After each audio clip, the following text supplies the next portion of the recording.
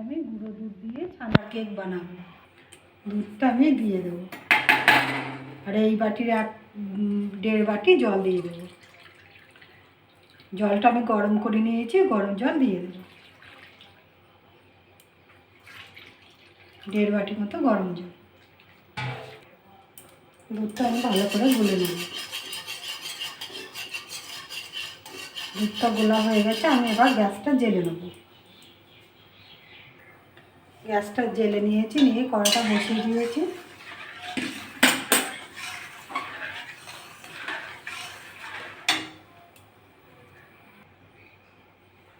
দুধটা ফুটে উঠেছে,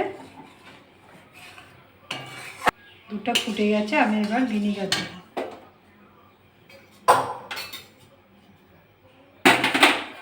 এবার আমি 2 চামচে ভিনিগার আর 2 চামচে জল নিয়েছি, আস্তে আস্তে দিয়ে দেবো।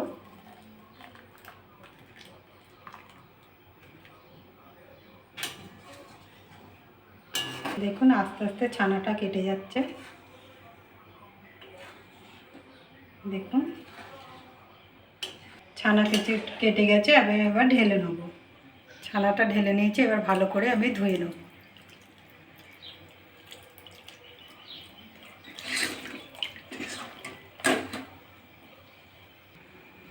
আমি ছানাগুলো ঢেলে নিয়েছি, আর এই সুজি আমি দিয়ে দেবো। 4 চামচি, বড় চামচি 4 চামচি সুজি দিয়ে দেবো। ময়দা দিয়ে দেবো, যতটা সুজি ততটা ময়দা।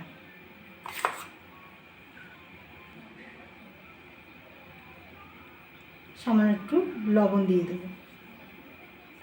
আপনারা মিষ্টিটা আন্দাজ মতন দেবেন, যে যেরকম মিষ্টিটা খাবেন।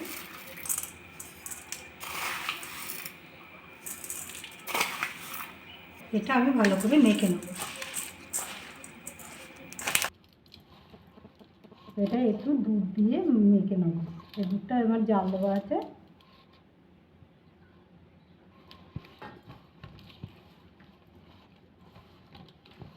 একটু বেকিং পাউডার দিয়ে দেবো, 1/2 চামচেরও কম, সামান্য।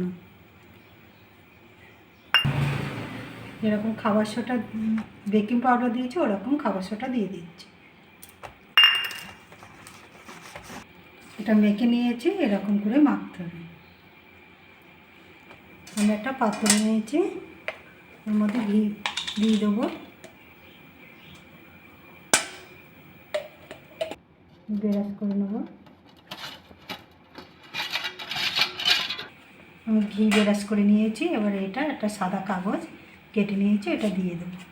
এর ওপরে একটু ঘি ব্রাশ করে দেবো। ব্যাটারটা আমি ওর মধ্যে দিয়ে দেবো।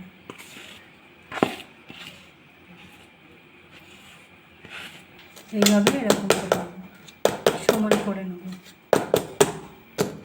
এটা ঠিক করে নিয়েছি সমান করে। এটা আমি গ্যাসে বসিয়ে দেবো। আমি কড়াটা বসিয়ে আমি লবণ দিয়েছি, আর একটি বসিয়ে দিয়েছি। এটা আমি এবার বসিয়ে দেবো। আমি 30 মিনিট ঢেকে রাখবো। এটা আমার হয়ে গেছে। আমি আগে 30 মিনিট বলেছিলাম, আমার এটা 50 মিনিট লেগেছে। এটা আমি তুলে নেব। এটা আমি ঠান্ডা করে তারপর দেখাবো। এটা আমার ঠান্ডা হয়ে গেছে।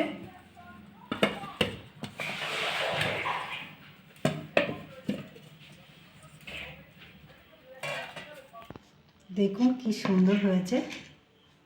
আমি একটু কেটে দেখাবো।